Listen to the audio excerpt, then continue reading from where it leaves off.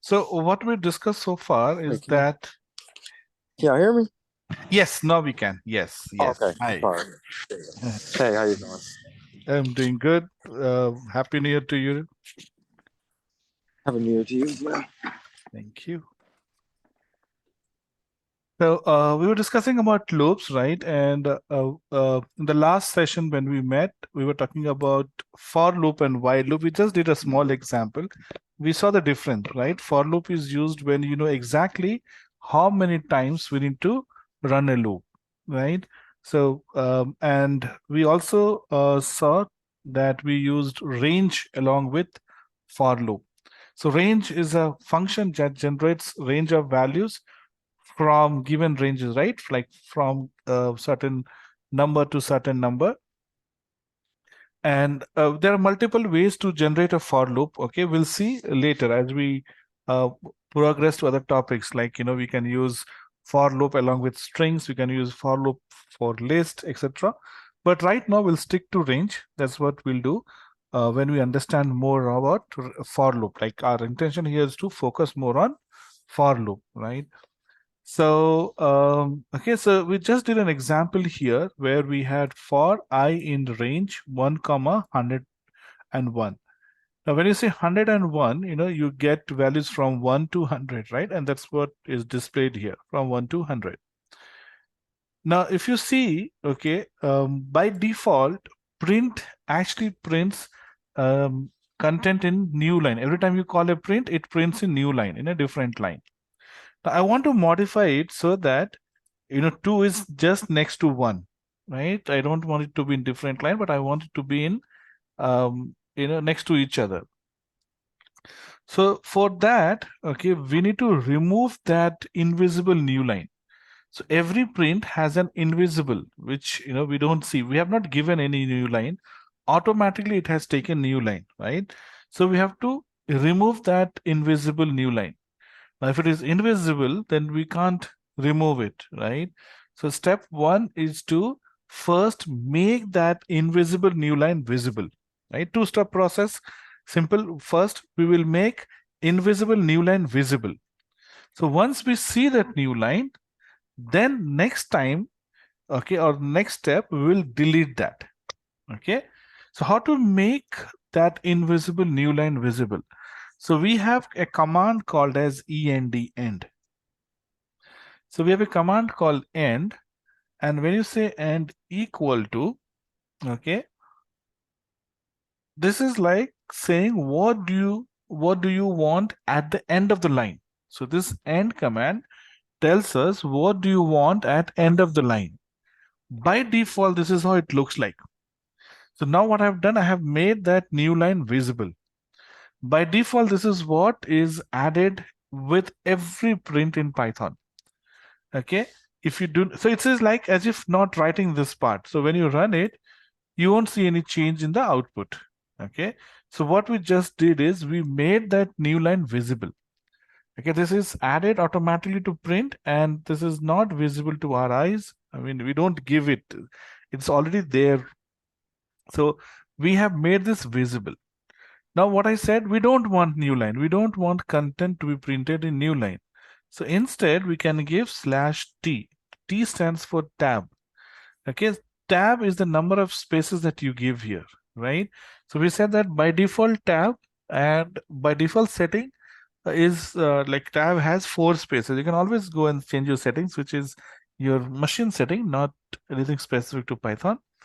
So by default it is 4 spaces, right? So when I say tab /t, and this is of course backwards slash, backward is has a special power. Okay, so backward slash has special power. When you use backward /n, it prints new line.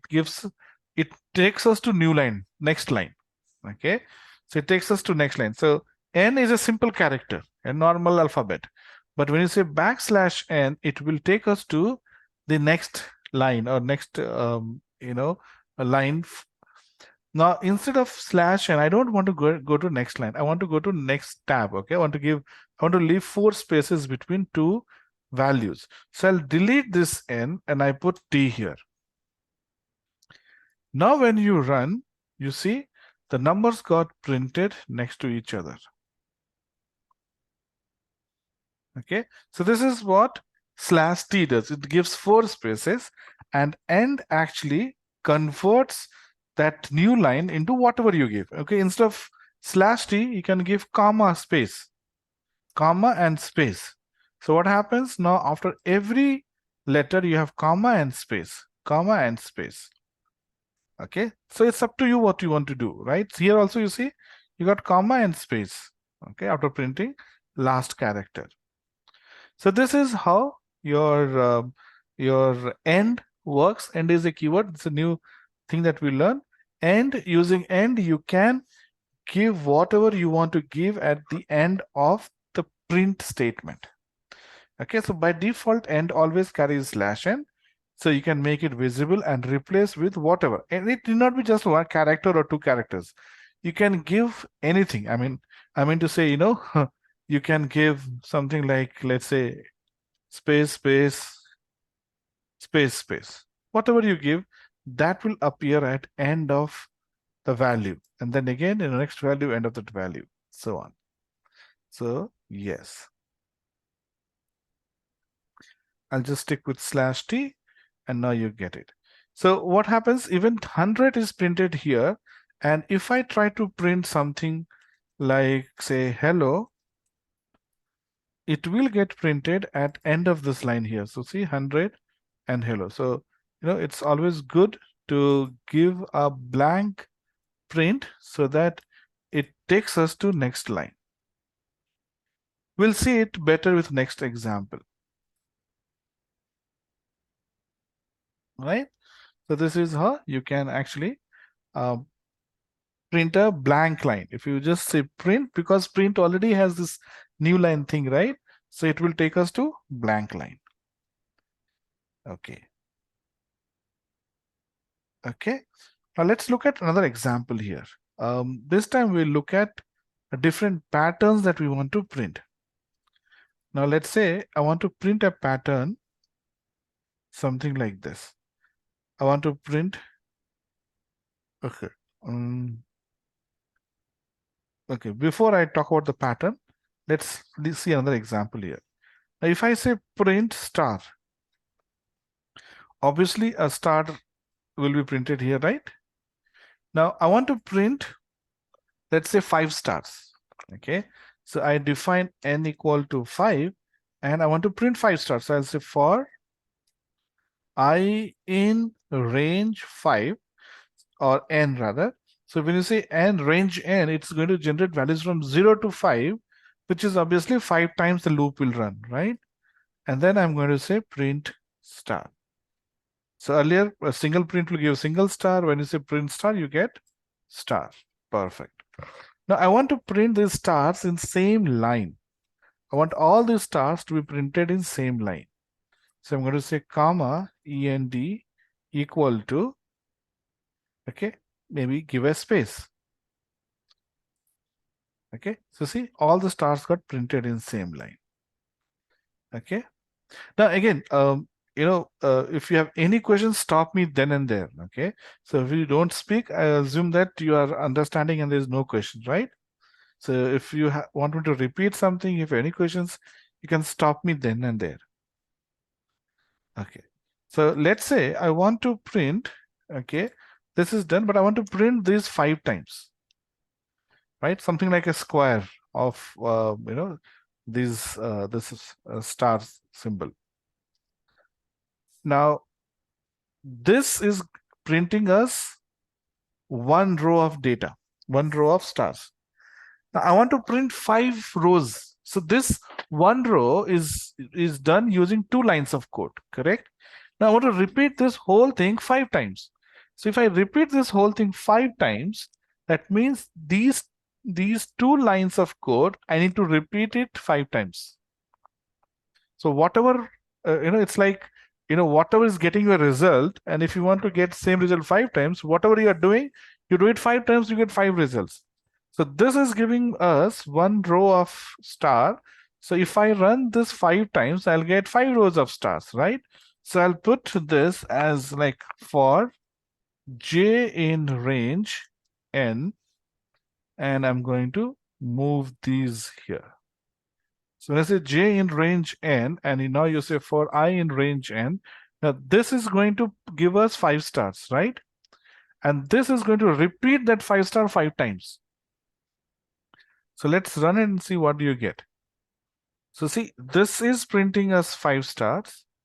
Okay, and then this is again printing these 5 stars 5 times. Since we have given end equal to space, it continues in the same line. But now what I want is after one row is done, then I want to break that line. I want to go to next line. So this is going to give us one row. When this is done, okay, before you start printing next set of values, I want to break this line. So it's all about this indentation. You see the indentation, right? Now this is nested loop, right? Just like we had nested if, we are doing nested loop. This print, okay, so this for is starting from main. So obviously this is first for, and this for is starting after tab. That means this for is inside outer for, right? This for I is inside for j.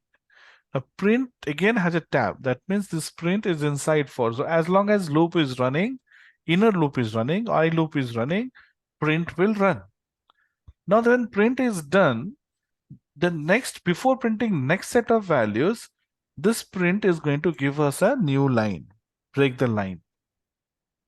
Now when you run it, you see we got this pattern here,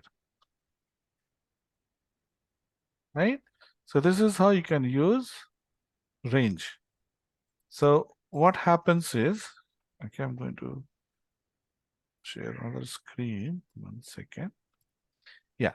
So using J, we had an outer loop. Okay, let's say this is outer loop. Okay, and J is making us run 5 times. Now we did I loop inside, right? And I loop is running 5 times. That means when you complete one round of outer loop, you have to complete 5 rounds of inner loop, and then you go and complete outer loop. So one outer loop. Did you understand what I'm drawing here? So the outer loop J, when we say completes one round, and you have I which is inside J. So I should get completed, right? Let's assume that you're running around a stadium, right? You have a stadium, and what it says is to complete one round of outer stadium, you have to enter into the stadium, do 5 rounds, and then come back and finish it off at your start point. This is where you started, and this is where you're ending. So to complete one round of outer, as per the rule, right? To complete one round of outer run, you have to run 5 times inside the stadium. Then only you are going to complete one outer, one outer run completely. Did you understand that? Okay, and that's why I'm trying to. Gotcha. But for every outer loop, I have to complete 5 inner loops. Exactly. Because J is outer and this is inside. So, every time, when you say one round of this, that means you have to run 5 times. You got n times, right? And then again, when you do second round, again, this has to complete n times. Third time, again, this has to complete n times. Fourth time, again, it has to complete 5 times. So you have range here of n, which is 5, and range inside. So one J ray, one value of J increment is 5 times here. So when you put Let me something, ask you a question then. yes. So if you, so in the inner and outer loop, so you got n equals 5. So what if I wanted to run the J loop 6 times, but the I loop 4 times, or 6, just different values? Correct. So so I have defined one more variable here, m, and let's say this is your m. Yeah. So now J will run for m times. And when we have two values like this, we can even declare something like this in Python, n comma 5, sorry, n comma m equal to 5 comma 6. So m goes to, it matches in the same order. So n takes 5 and m takes 6. Yeah. So yeah. So in this case, okay, total number of stars that will be printed is m into n. N is running, n times, and again m is running entire thing m times. So number of stars would be, when you run m and n, you should get 30. 6 rows, each row has 5 stars. So you get 6 into 5, 30 number of stars. Okay. Now let's make it a little more interesting. So this is what will this will print, right? And I'm going to copy this here, and I'm going to paste it. Let's say, we have only m, okay, only n. Okay, we want to make it square kind of thing. Okay, so we'll have n. Now I want, okay, first row 1 star, second row 2 star, third row 3 stars, fourth row 4 stars, and fifth row 5 stars. I want something like this. Okay, I want something like this. Now my question here is, you have two loops, right? J and I. Which loop is printing star and which loop, okay, is taking count of the number of rows? The inner loop is printing the number of stars, and the outer loop is just printing the number of rows. Exactly. Okay, so inner loop is printing star, outer loop is, counting the rows. Now from the previous program, okay, I have taken the previous code itself and will modify it. From the previous program, we see that number of rows doesn't change, right? Number of rows is 5 itself. That means this loop is fine, right? We don't have to make any changes here. The printing, okay, is what is actually the difference between previous star and this star. Okay, so the stars should be printed differently. So now we know that this is where we need to make some changes. What changes we don't know yet, but this is the line. This is how you arrive at the code that needs to be changed. So we have 5 lines. Okay, yeah, 5 lines, and which line is actually posing challenge for us? So so actually this is the line. This line which I've highlighted, this is the problem for this, because this is actually doing the counting of inner stars, right? So if it is 10, you get 10. If it is 5, you get 5. Obviously we have 5, so we're getting 5 stars every row. Now here this n should change. Now the n should no longer be 5, because see, when you say n, it is 5 every time, right? First iteration of j also n is 5. Second iteration of j also it is 5. Third iteration of j is also 5. That's not going to work. What it says is, when j iteration is 1, this should be 1. When j iteration is 2, you should have 2 stars. If j iteration is 3, third one, you should have 3 stars. So now you see, instead of n, it is directly related to j. Okay, so it has to be j, but is j enough? Okay, now let's run it and yes, exactly. Because j starts from 0, correct? So this is going to be, first j will be 0, and that's not what we want. We want 1 first time. So you say j plus 1. Did you understand? Okay, so now you see, you get exactly same set of output. Okay, now let's make one more interesting change. So I'm going to copy the same code here.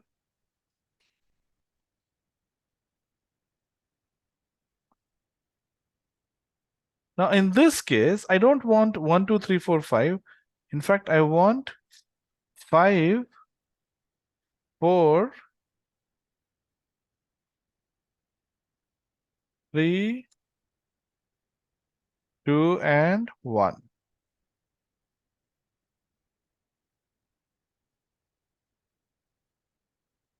Okay. So now here, little slightly change from what we had earlier. Earlier we were doing from 1 to n. Okay, so it was fine. We made it, j plus 1, and j when it was 0, it becomes 1. When j is 5, it becomes 6. That's fine. But now what do we do here? I want to first print all the values. Okay. So see, definitely it has to begin with n, right? And then n is 5, fine. But first time n should be 5 only. Second time it should be 4. Third time it should be 3. Okay. N minus 1. N minus 1.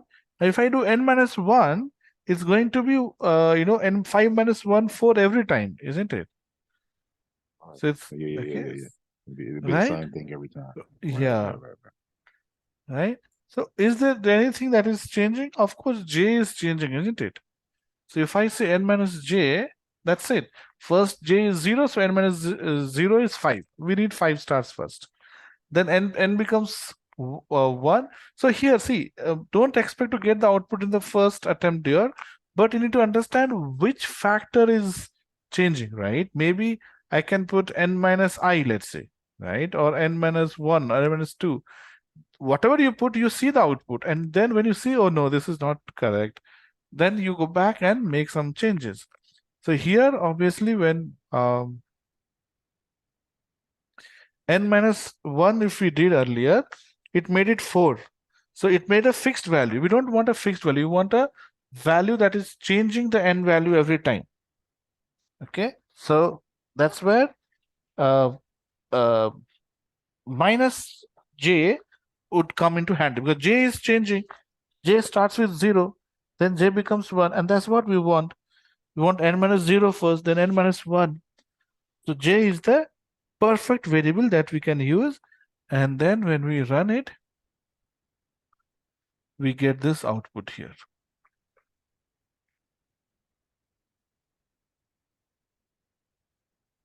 Okay. Now let's make a little more interesting. Now I'm doing this pattern because most of the work that will come across where we'll have to use for loop will fall under one of this pattern. And if you understand how this pattern works, I mean, in real world, just about replacing pattern with numbers, that's all. Okay. But the concept by it is just the same. So one more interesting thing, and then we can move to some other examples. Okay. We'll copy this one.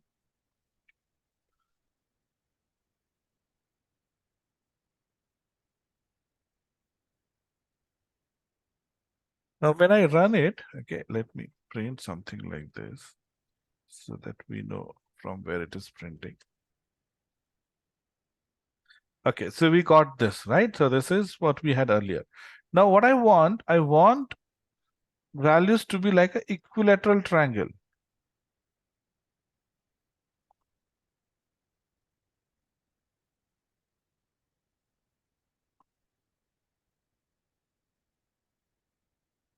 I want something like this.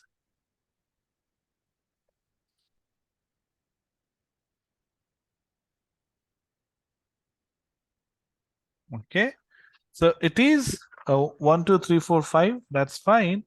Okay, but here there is one more thing that we have to think about. Any guesses? What is that? So I know it has to do with tab and space. Right, but it's not tab always, right? First you have one single space, second 2 spaces. Right.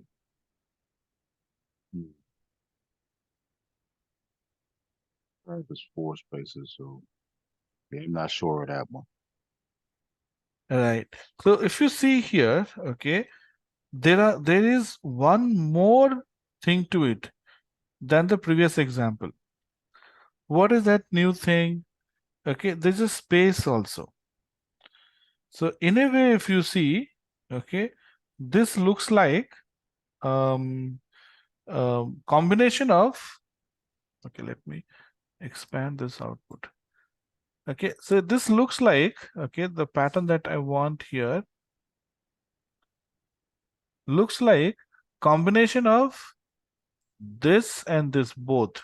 How star is increasing from 1 to 5, but the spaces is decreasing. We have a blank space which is like first 5. Now see, in so far we never bothered about spaces because all the examples that we wanted, spaces was on the right side. We never had any space on the left side. So if the spaces are not on left side, if the right side, we leave it, because if you don't type anything, blank spaces will be added, right? So when you look at this triangle, okay, this triangle, we never bothered about the blank spaces on the right side of the star, because if you don't print, it will be blank spaces, right? But this case is different. We want to print blank spaces. We don't want star to be there. So it is like combination of, 1 to 5 stars or 5 to 1 star. How we place it, that's what we are going to see. But it's a combination of those two stars, right? So combination of those two stars, going back to example here. Okay, so this is the example, and this is the example where we are increasing j plus 1, right? So j will be 0 plus 1. So we are doing 1 to 5 stars here, right? So 1 to 5 is not star, but it is space. You have to give space, right? And now when you do the printing, and printing has to be along with the star, same line. First space, space, space, space, space, and then star. Then space, space, space, star, star. Then space, space, star, star, star, space, star, star, star, star. No space and star, star, star. So when you say range j plus 1, okay, okay, now should it be okay? Now in fact, you see, this is for star only, right? Not for space. Okay, this is for star because star is increasing. My mistake. Okay, star is increasing from 1 to 5, right? So this is how it will be 1 star, then 2 star, so on. So this is just star. But before we print star, we need to print spaces. How? So you will say n minus I. Okay, now this should be j, right? Okay, you can't have same number here. So n say n equal n minus j. N minus j, let's run it and see. That's what I'm saying. See, we are not dealing with patients. Okay. Okay, we are not dealing with patient. What will happen at max? Program will not run. That's the worst thing that can happen. See, worst thing that can happen is this. I want something else and I got something else. This is the worst thing that can happen, right?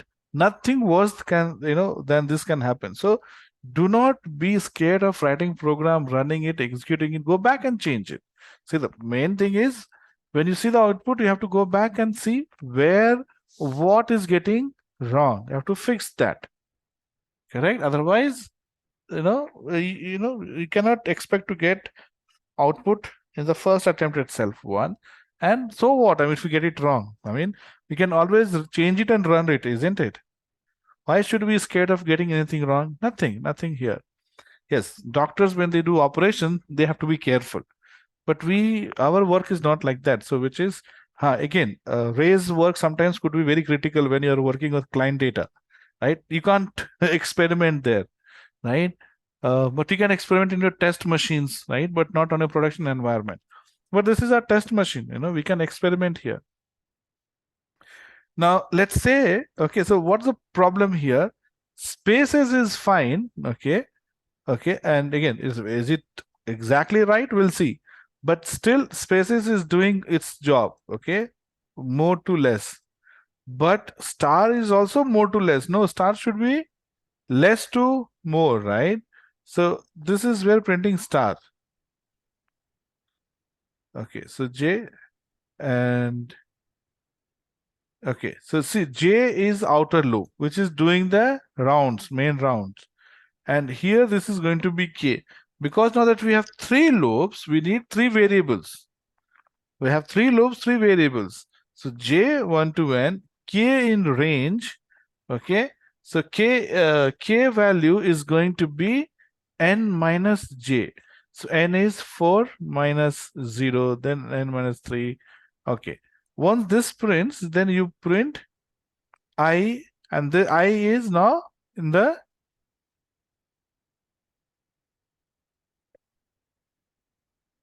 make sense? Yeah. Dear, you asking something? Confused. Your voice is breaking, dear. I can't hear you. I was saying the three variables. Go over that one more time, because that one was a little bit more confusing. Right, right. Okay. So this is very clear, right? J is doing the row count. And Outer. anyway, Outer, yes. outer, yes. Yeah. And anyway, we are not checking the outer thing. Outer thing is exactly the same as what we had other, other examples. So this is fine. J in range, N is fine. Now, what we have to do is K is doing the counting of spaces and I is doing counting of star. Okay. So if you have to print star 1 to 5, then you will say something like this, j plus 1. Right? So if j is 0 first, you get 0 plus 1. So up to 1. Then second round, you get 1 plus 1, 2. Then 2 plus 1, 3, so on. So this is also clear, right? This is printing stars. Now, before you print star, we're talking about, okay, spaces. So this spaces has to be printed before you print star. So now here I'm saying this is like your decreasing loop that we have done earlier. Okay, the spaces is decreasing, and so first you print spaces, then you give space and print star. Okay, so spaces has to be more to less. That means n minus j to in this case it is 1, and we'll just change it. Okay, but did you understand so far what how we got it now? Right? Yeah, I think I'm getting it. Let me just ask you a question. So n's value still 5. N is still 5. Yes, yes, yes. And so n is still 5, but okay, I got you. I see Yeah. what's going on. So n is still 5. Then Right. j is in range. So j is doing 5 rows. Right. K is in 5. Right. Minus j. J starts at 0, goes up. J bounces 5 minus 0, 5 minus 1, 5 minus 2, 5 minus 3, and all the way down. I got you. I lost you for a few seconds, Ray. So I was saying better. so J represents the outer loop, and J when it's in range. So J has 5 rows. Correct. J starts with 0 and counts up because the range is n. Correct. And then for your spacing, it's K, so it's n minus J, n being a value of 5. And then since J starts with 0 and counts his way up because it goes to the rows, it'll be 5 minus 0, then 5 minus 1, then 5 minus 2, then 5 minus 3 until it gets all the way down. I got you. Correct. Correct. And same thing with I, right? Right. Okay. I got you. Great. So we did get something, okay, which is closer to what we want, but not exactly what we want, right? So, I mean, this can be another pattern if you want to, right? You're just shifting right angle, triangle kind of thing. So this is another, one of the pattern that you want to, so you get it. Okay. Now, you see here, there's an extra space here. We don't want extra space, right? So instead of saying n minus j, we can say n minus j minus 1. There's extra spaces which want to remove it. So the extra space is gone, right? Now, okay, so now still it is not same as what we want. We wanted to give just one space. What happened is we are giving two spaces, one in the print part, another in the end part. So we're getting two spaces, and this is what is spoiling. Okay. If you want this, then it's perfectly fine. But I don't want that, right? I want the like equilateral triangle kind of thing. So then you remove this blank spaces at the end. We don't want to give two spaces. We just give one spaces. So now you get this. As I said, you run it. You see, where or what is not going according to our plan. Just go and change it there. We are done.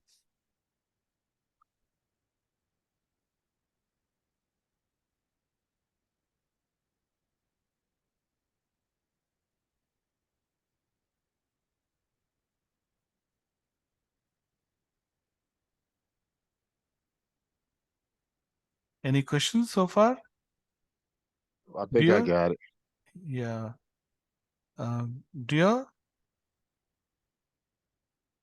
I think Dior was running some errands, so I think he was Okay. kind of in between. There, Okay. he is. Okay. Okay. Okay. Sure. No problem. So maybe you can watch the video, dear, and then you can ask me in the next session. So, yeah. Okay. So, yeah. So, in a way, these are the different types of work that you can do with your loop. Okay. And yes, this is very useful in the sense, when you do this, you need to use some logic, right? And same logic will be used when we do other examples, or what you call other similar examples using for loop. Okay, so yeah, practice this pattern and this will test all our skills. Now, before we move to while, I want to do a couple of more examples with for, and then we will go to um, a while. Okay. Now, I want to check, okay, if a number is prime or not. Okay, so let's say check if a number is prime or not. So let's say you get number equal to 51. So this is divisible by 17 and also by 3. So definitely 51 is not a prime number. So it should give us that 51 is not a prime number. Okay, then how do we do? Okay, now we're going to talk about two special commands that we use. We use in for loop only. Okay, one, and we use in both the for loops, for and a while. These are your break and continue. In the next couple of examples, we'll talk about this. Okay, so first thing first, let's say number is 51 and I need to know if this number is prime or not. How do I check if a number is prime or not? General logic, and then we'll try to implement in Python. You try to figure out the numbers that are multiples of that number. Correct. So if you take 51, so this except 1 and 51, right? Except 1 and itself. Okay. If we have any other number which can divide it perfectly, that means divide perfectly means rem or the modulo, right? Modulo should be 0, right? If you divide and you take percentage, okay, that's modulo, and that should be 0, right? So if I take any number between 1 and 51, that means from 2 to 50, it should not give us, uh, 0 as modulo, right? 0 means perfectly divisible. Okay, so here I'm going to say for I in range, okay, 2 comma, because I want from 2, 1, but definitely all the numbers are divisible. So from 2 to and 51, okay, or let's say number equal to 51.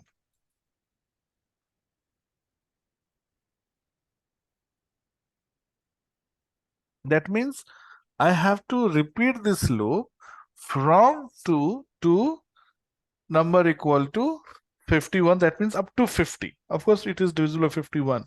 So I will test it up to 50. Okay. So for I in range 2 comma number. So it will go from 2 to the number 1 less than the number, right? Okay. Now we'll assume that number is prime. So I'm going to create a variable here, okay, which we call it as is prime, and I say it is true. Okay, why I'm assuming it true is the logic which I'm going to develop. So in that logic we are saying let's assume is prime is true. Let's assume is prime is true, and we will divide number one by one, right? So we'll take 51 number and we'll divide by 2, 3, 4, 5, so on. And every time we divide, we will check the remainder. The moment remainder becomes 0, that means it is not a prime, correct? And then once you know that it is not a prime, you can stop there. You don't have to proceed further. So let's say 51 example itself, this is divisible by 3. So when you divide by 2, of course, you won't get remainder 0. When you divide by 3, the moment you get divided by 3, definitely we get remainder as 0, right? Now, once we get it, we don't have to go and check for 4 or 5 or 6. Even if one number is there, that definitely it means it's not a prime number. So we don't have to go to other numbers to check. But since we have given loop to run from 2 to 51, it will keep on running up to 51. So the break will stop the loop. When the loop encounters word break, okay, it just stops and comes out of the loop. Okay, it will go out of the loop. And loop, if you have out of the loop, if you have any print or something, then it will print the value. So I'm saying is prime equal to true. Okay, this is the flag. Okay, I'm creating a flag. Okay, assuming that it is true. And that's what it happens when we do any kind of research. Okay, first we assume that it is true, and if we are able to find even one value which goes against our assumption, then we can prove that. See, why we do it is difficult to check with all the values. So that's why we'll check with only one value. Okay, and that value will be some that is divisible or that divide this number perfectly. So okay, so I'm saying is prime equal to true for I in range 2 comma number, and if number modulo I equal to 0, that means that number is now perfectly divisible by I. So I'm going to say is prime equal to false. And the moment you got the answer, you can simply say break. Now what break does is it throws you out of the current loop. It throws you out of the current loop.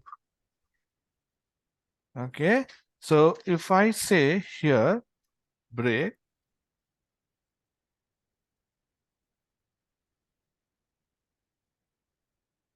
so here anyway we have only one loop, right? So you go directly to main, right? You go directly to main, and then here I can check if is prime. That means if it is true, okay, then you say print number is prime, or you say else print number is not prime.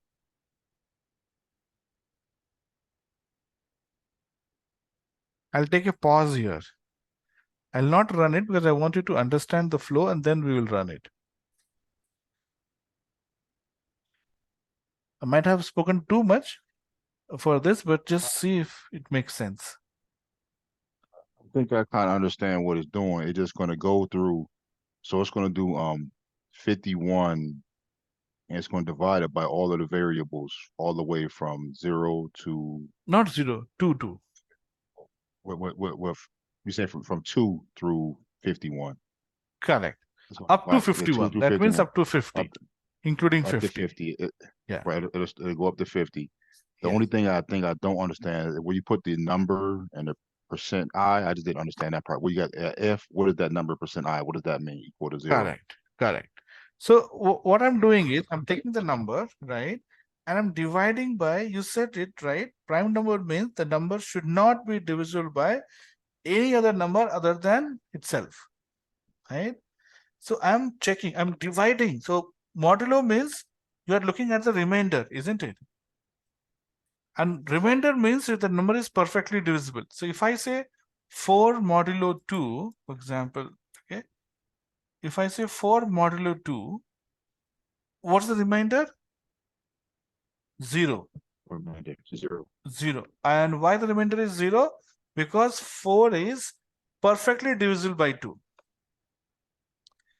Okay, and if I say 5, 5 is not divisible by 2 perfectly. So this is not going to be 0. Right? So a number is perfectly divisible by divisible, okay, when the remainder becomes 0. So with modulo sign, with percentage sign, I am checking for the modulo value. I'm checking if the number is divisible by itself, by that I or not. So I've Gotcha. generated. Okay. Yeah. So I'm generating series of number from I to 50 for 51, and I'm checking 51 modulo 2, 51 modulo 3, 51 modulo 4, 51 modulo 5, up to 51 modulo 50.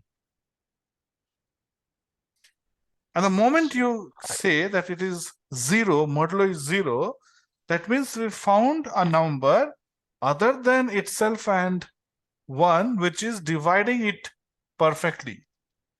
When you get it, that means we shouldn't proceed further, right? It means it is divisible. So now you stop there, Gotcha. Okay. right? That's what the second half is. Second half. So we are assuming that it is, it is not, it is prime. That means it is not divisible. And the moment you get your answer, right, that it is divisible, you stop there. In this case, 51 will be divisible by 3. So you not even go to 4, 5, or 6. Moment 51 modulo 3 will be 0, and you stop and you come out of the loop. Gotcha. So as soon as it recognizes that 3 is divided by Yes. 3 with the multiple Stop 3 and there. 17, so I'm going to stop and go to the next line. Exactly. You just go out. So that's what break is doing us. Break is throwing us out of the loop, because now we got the answer. We got the answer, so we don't have to go to 50. I mean, we got the answer at 3 itself. When you get the answer at 3, then why do you want to go check with 4 or 5 or more numbers? Gotcha. Okay, so that's one part. Second part is, and the lowest number other than 1 is 2, right? So if the number is divisible by 2, the maximum that you can check is 50 by 2. 50 by 2, it is up to 25. You don't have to go to number. If you check up to number by 2, it's good enough. See, if the number is not divisible, let's say 51. If 51 is not divisible by 25, then definitely it will not be divisible by 26 or 27 or 28, because that is less than half, right? So up to half is also fine. Did you understand this logic now? Your voice is again breaking.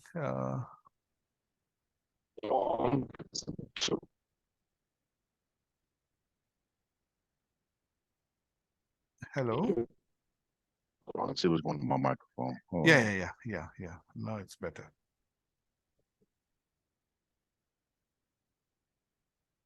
Okay. And that's you only doing that because the number 2, you can't do that same logic with other numbers, but you can do with number 2. Exactly. So let's say if number is 50, right? So you don't have to check beyond 25, right? 25 definitely will not be divisible. At max, you can check is 25. And even 25 is not required. If 25 can divide, then 2 can also divide. And which we have checked earlier itself. So there's no point going beyond half to check if the number is divisible by or not. Like if you take 10, right? You have to check only up to 5. You don't have to check for 6 or 7. Definitely it will not be divisible by anything less or more than half.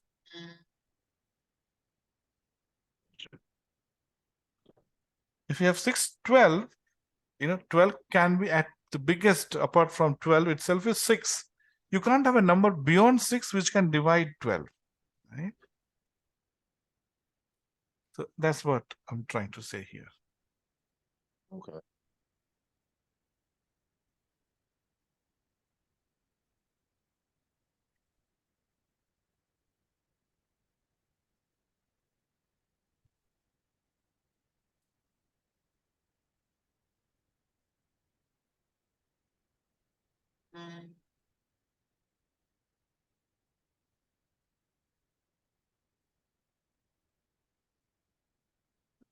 Okay, so this is another example where we can use our loops. And we are seeing the importance of break, right? The moment you got your answer, we don't have to go further more. Spend more time just wasting code. I can't hear you, sorry.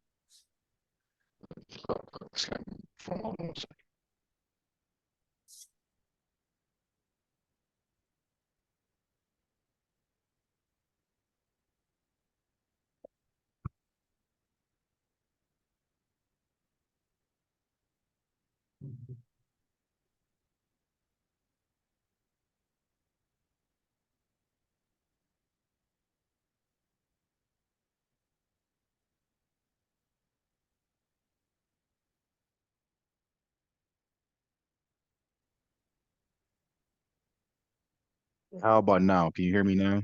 Much clear. Yes, I can. Yeah. Okay. So you're saying something. Sorry, I missed that. Well, I would have said I understand that part. Okay, great. Okay. And then when we know whether, because we started with true, so if you go through this entire loop and this if is never ever true, then your is prime remains true, and then you say that number is not prime. We also have something called as cumulative sum. Okay, sometimes you'll have to use for cumulative sum.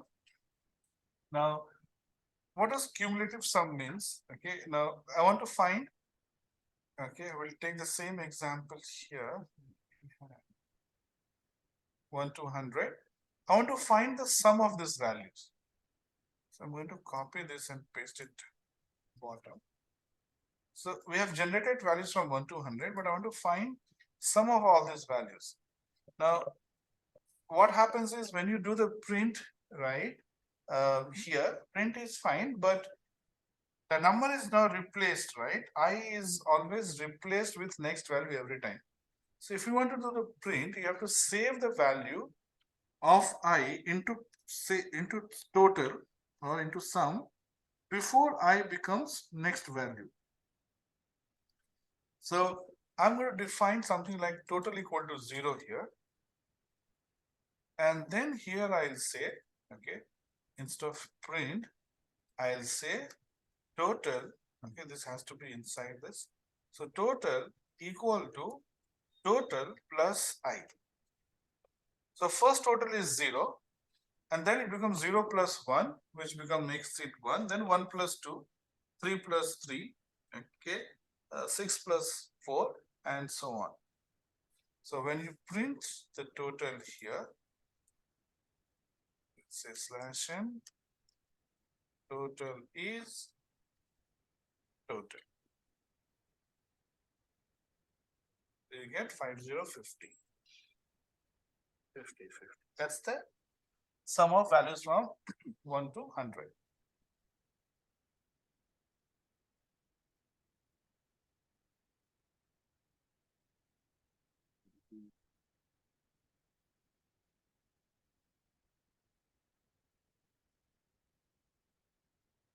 Let's go over that part again because I got confused on that part. This part? Yeah, that part there, yes. Okay. So I need to find sum of the values from 1 to 100, right? So I'm getting 1, 2, 3, 4. So I have to do 1 plus 2 plus 3 plus 4 plus 5 plus 6, so on, right?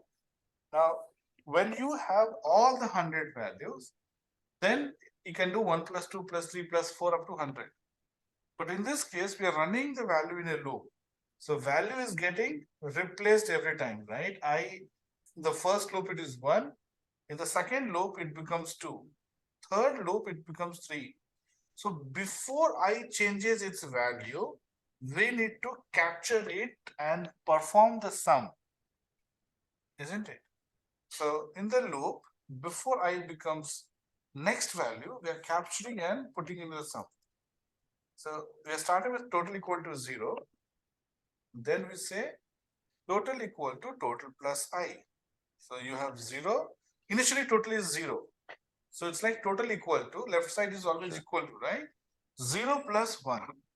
Gotcha. So the total is now 1. And total is in the loop. So when I change it to 2, I change its value to 2. Now total is ready to add into the existing value of 1. So 1 plus 2. So total is able to save the value. Okay, I keeps changing, not a problem. But total is saving all the values here. Gotcha. So it just taking the total is this total is 0, then it's going to 0 plus 1, 0 plus 2, 0 plus 3, and you're going all the way down to 101, which is going all the way down to 100, and then you're adding them all up and getting the total sum of all of the numbers. No, there's a slight difference here. So it's not 0 plus 1, 0 plus 2. The first time it is 0 plus 1, correct. 0 plus 1 Right. will make total as 1. And then it goes And 1 plus 1. yes. So 1 plus 2 And now. it's I becomes 2 now, right? And total is 1. comes 2. Right? So Adds 1. So then yeah, it's 2 plus let's 1, then break 3 it. plus Yeah. 1, then 4 plus 1. No. See, okay, first loop. When you start total is 0, you start here. I becomes 1, comes in. So you have total equal to total plus I. So total is 0, isn't it? And it Right. becomes 0 plus 1. 1. Total is now 1. There's no other, nothing else goes up. Now I becomes 2 now. Right? I is from 1 to 100, I becomes 2. So you get 2 here. Now total is, remember total is 1 now. So new total will be 1 plus I, which is 2. It will be 3. In the third iteration, it's going to be total equal to 3 plus 3, 6. Total values keep on changing, right? We're adding to total. So we are changing the total and saving into total itself. So see, what you said is fine for the plus, but whatever output you are getting, we are saving back to total. So that's why total value is changing every time. Every loop, we have a total with new value.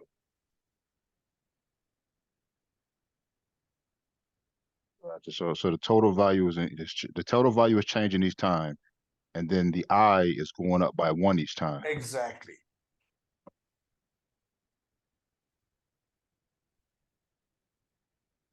Got it.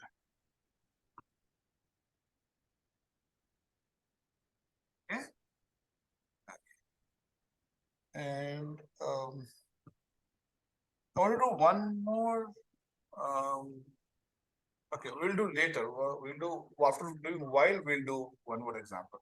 So with this, let's move to while example. Right? What does or how does while work? So we said While that.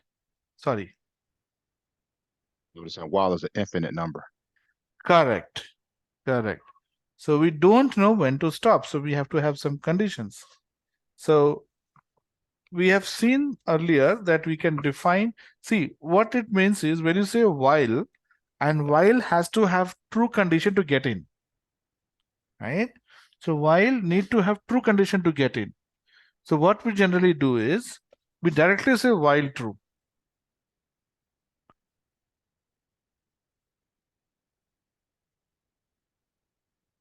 Instead of creating a condition which will become true to get in while, I'm directly writing while true. So when directly, it's like, keeping your doors open. Instead of you asking Hugh, or let's say you go to a movie theater, instead of they checking your valid booking to allow you inside, door is open, it's allowing you to go inside. While true, that means everybody go in. But they'll check it while you go out. Okay, and if you don't have, they'll pay you fine, right? It's like this. So I'm saying, oh, while true. Okay, see, anyway, this condition, I have to create a condition to make it true. So instead of creating a condition making it true, I will say while true. So in this case, you will get into while without any problem. And if I say print hello, that means you do not have a valid ticket, right? Valid booking, so you can't come out. So you are you're staying inside forever. So what I'll do is I'll put a condition here. Okay, if some condition, and if that condition is true, now I'm saying break. So while true will push you inside, and if condition is checking if it is true, then you break from the loop. So here you see, you'll get only one hello because you get in, you print hello, and now you're saying true, break. So using break, you can break from infinite loops. Now, whenever you have infinite loop, we call them as infinite loop, means when you give while true, right? It's like doors open. Infinite loop, it will definitely go inside the loop. You'll definitely run at least once this loop.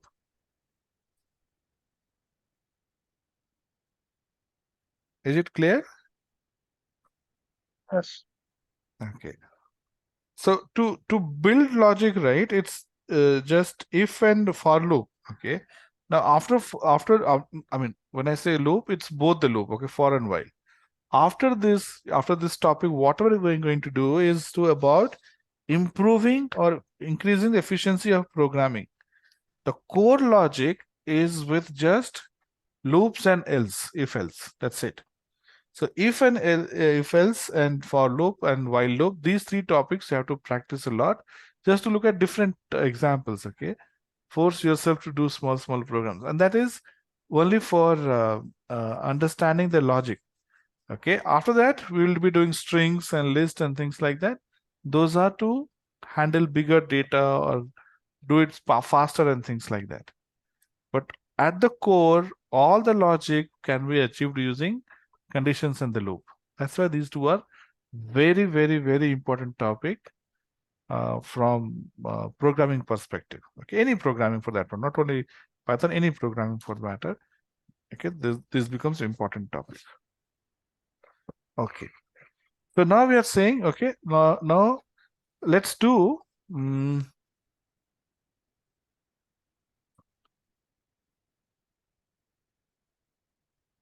let's play a game.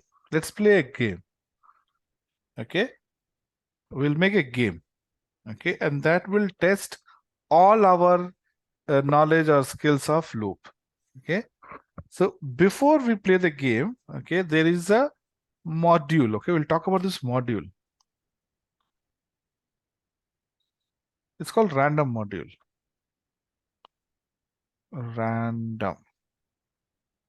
So what is a module? Okay, module is a file which has classes and functions. We'll talk about classes. We haven't spoken about classes, so we'll do it later. So for now, assume that modules have functions. Okay, so we spoke about functions like print and type. Okay, int, float, string, those kind of functions. So random module also has functions. Okay, and these functions are used to generate random numbers. Okay, it's going to generate random numbers. So, so if I say here num equal to random dot random. Now, when you're importing a module, okay, to use it, we have to use module name dot the function name. Okay, that's how Python knows that okay, this function is in this module. So I'm going to say num equal to none random dot random, and that's it. And when you print this num, what do you get?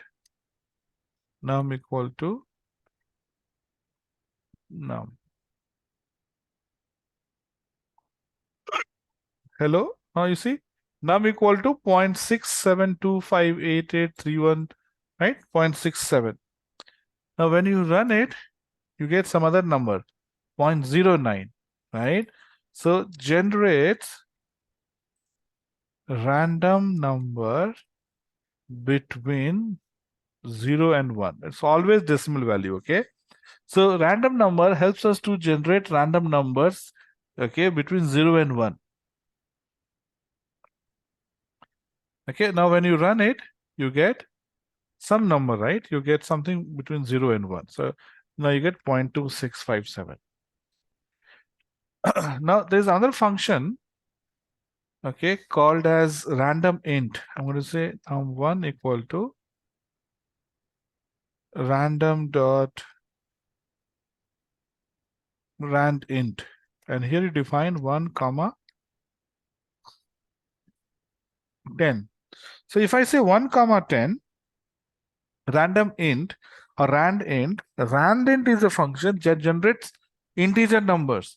So random will generate float number, decimal values, but rand int will generate integer values. And it takes input as starting and ending. That means integer values between 1 and 10, both inclusive. Okay, so when you say 1 comma 10, it can give 1 also, 10 also, and any number between 1 and 10. Okay, but it is always an integer number. When I say between 1 and 10, any integer number between 1 and 10. So when you print, okay, I'm going to print and show you. When you say num1 equal to num1, okay, and when you run it, you see, now you get 7. When you run it, you get 10. Okay, you run it, you get 3. Every time you run it, you get a different number between 1 and 10. That's called random integer. Okay, we're talking about random integer. Okay, it's going to generate random number. Okay. Now there's a function called as seek. Okay, there's a function called as am I talking about seed? No, it's seed. Random dot seed. Okay. Now, see, whenever you say random number, machine does not have brain. You can't really have anything random. If I ask you to give me a number between 1 and 100 or 1 and 10, you'll think about something. I mean, you'll say random only, but something would trigger that number, right? Maybe from morning till, I mean, you are talking about same number, let's say since morning. If you have already seen that number 10 times since morning, I mean, if I ask you give me a number, you'll give me that number because that's in your mind. So there is some logic that is created. So using seed, we are fixing that logic. So I'm saying use logic 10. I don't know what 10 means. Okay, and there's no way to figure out. What it means is use logic 10, okay, to generate integer number. So when you run it, okay, it became 0.57 and 7. And 1 is 7, and that is 0.57. It means every time you run now, it is going to give us same value.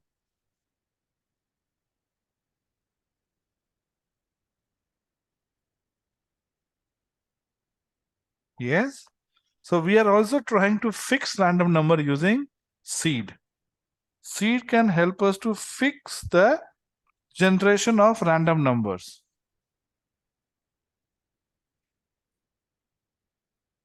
Yes? Okay. Now now we're talking about the game, right? Let's build a game. The game is you think of a number and then you predict that number, right? So maybe two people or computer and human can play this game. Okay, computer will think of that number and we will guess that number. Okay. So for now, let's give a direct value. Okay.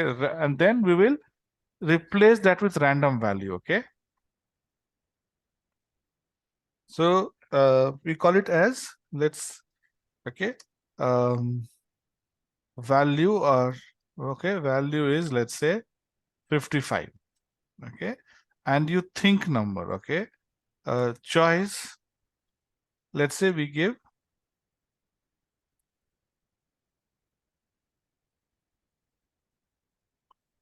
equal to. Okay, so value is 55 and your choice, your option is 65. Okay, the guess, let me say guess, that will look better. Actual, it is 55. And we have guessed 65. Are they equal? No. Obviously not, right? So what we'll do is, we will display the output. Okay, so we'll say something.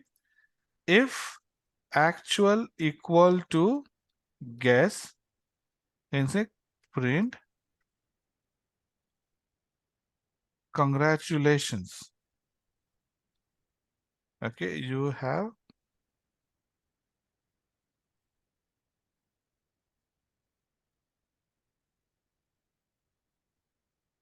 correctly. Okay.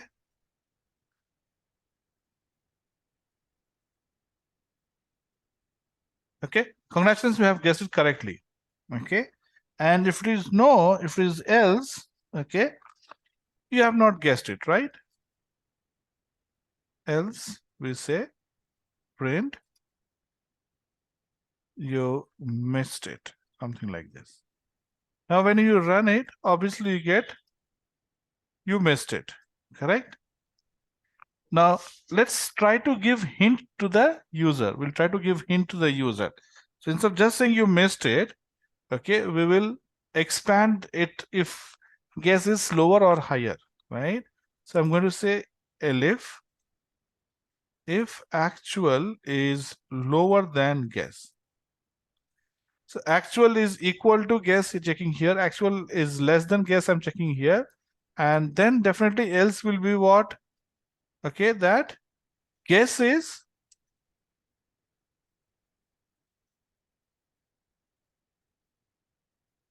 okay. That means guess is greater than, right? Or actual is greater than, right?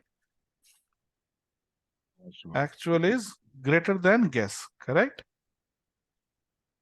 That's what it means. So we will say here, we'll give a proper message.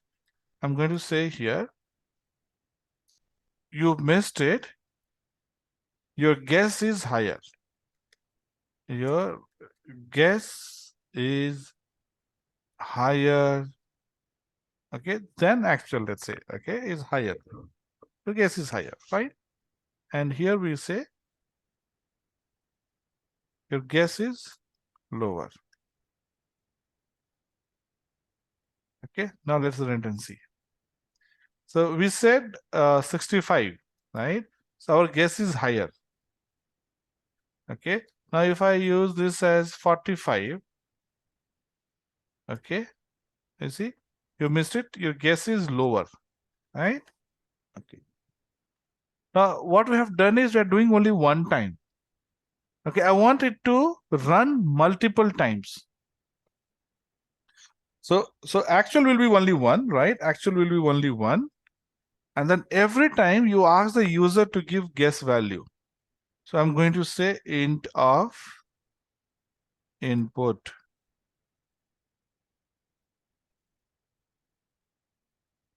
Okay, guess is int of input. So now, okay, or here we'll write some message so that user knows what to do. enter your guess number. Okay. So we have created this.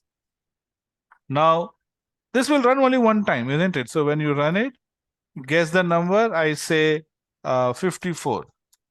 So of course your guess is lower and it stopped. I want to run it multiple times. Now here, I want to run multiple times. Should I use for loop or while loop? On this one, we're gonna use while loop. Exactly, because we don't know how many times, isn't it? It could be one time you can guess it correctly, or 100 times also you may not be able to guess it correctly. So we need to, So yeah. so let me ask you a question. So Mhm. like on the website, when you go to enter your password and it say you have like 3 tries Right. before it locks, that would be a for loop. That will be a for loop. Yes. Yes. Because 3 tries. Right. You're right. Gotcha. Okay. So now here, now we get it here, guess, and this entire thing has to be in a loop, isn't it? So I'm going to say here, and I just now we discussed about while true, right? We'll use while true. And when should loop stop? And they guess the correct answer. Exactly. When you guess the correct answer. Until then, it has to repeat. So what I'll do is once you guess the correct answer, I'm going to say break. Done. No longer we have to guess it, break. But other two things should not break it. So now when we run it, we have 55 and enter the guess number down here. I say 45. Let's see. So your guess is lower. That means it is bigger than 45. So I'm going to say 65. You missed it. Your guess is higher. That means it's between 45 and 65. So I'm going to say 60. Your guess is higher, right? Now,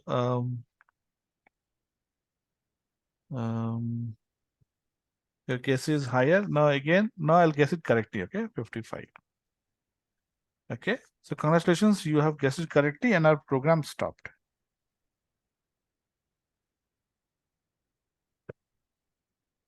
Gotcha. Right? Right. And if you really want to play this game well, instead of saying actually go to 55, we can say random dot rand int, right? And I'll say 1, 100. That means value is between 1 and 100. Let's run it. Guess the number. I say 50. Okay, we don't know exact value now, right? It's a random. It can take anything. So that's why random is outside. We are in for loop. So now you missed. So your guess is 50. Okay, guess is lower. 50 is lower. That means it is more than 50. So let me put as 80, let's say. Okay, so it is higher. So between 50 and 80. The guess is higher. So with 50 and 70.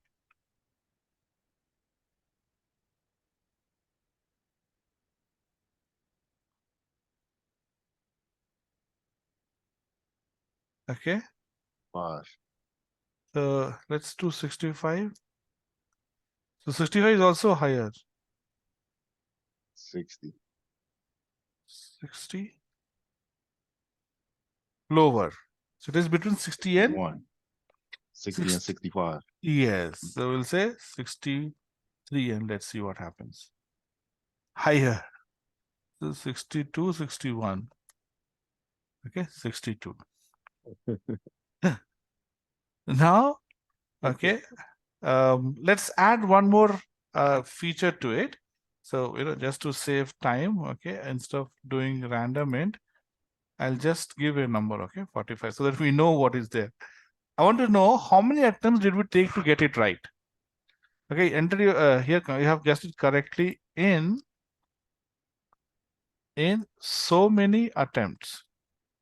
Okay, now you see, I need to have a variable which will keep track of how many attempts we have made, and okay, we are using f string. It's called f string. So be front of quotation, you add f. Okay, So if you want to do F string, you can do before quotation F, it becomes F string. What's the advantage of F string? See, until now, okay, we were using print, quotation open, close, comma, values, quotation open, close, okay? It becomes confusing when we have so many quotation close, open, right? So instead, you can put entire thing here. I want to put a variable. I want to put a variable here. Okay. So technically, if I'm not supposed to use F, I would have broken here. Okay. Then given a comma, then given that variable name, and then done it, right? This is how I would have done it. Okay. If F string was not there. But F string makes our life easy. We don't have to count, okay, close, comma, all those things. You can simply delete, okay, and you can simply enjoy doing this. Okay. Now what should come here? How many attempts? So I'm going to write attempts equal to 0, and this is your attempts.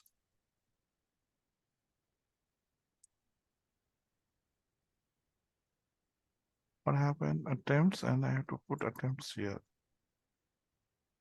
Did I not copy? Yes, attempts here. Now, when should attempt be increased? Okay, whenever you are doing the guesswork, isn't it? Whenever you are guessing the number, that's what you're counting as attempt 1 and 2 and 3. Okay, so here I'm going to say attempts, okay, equal to attempts plus 1, or we can say attempts equal to attempts plus, let me do this first. What did I do? Sorry, I was thinking something else. Okay, so every time you make an attempt to guess a number, you are increasing your attempt, isn't it? So that's something attempts equal to attempts plus 1. So attempt is first 0, becomes 0 plus 1. It's exactly like same answer that, same question we did the last example. So attempt guess will keep on, changing, right? We need the counter. So every time you guess it, counter will increase by 1.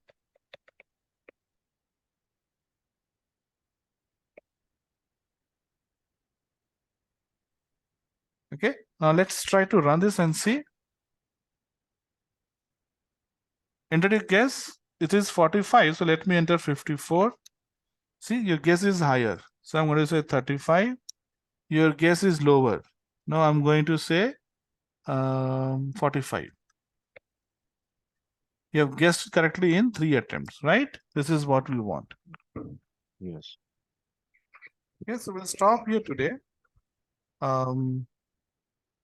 And I just revise before we end. So today we spoke about for loop for some time, first few minutes, right? In for loop, we did a lot of examples. We did printing different kinds of pattern, and we have done loop inside loop, right? So again, please practice that. Then we discussed about while loop, okay? And while talking about while, we spoke about random random module, right? So we had a random and randint that we have used. Okay, and then we're working with while. We have also seen examples of break, right? When you don't want to continue the loop, you want to break the loop, you say break, and the loop will break. Correct?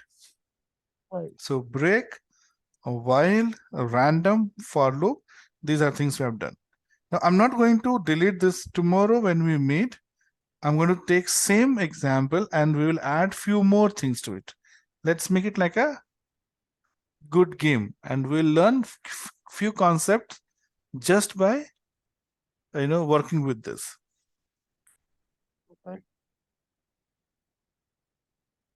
Okay, so we'll stop here.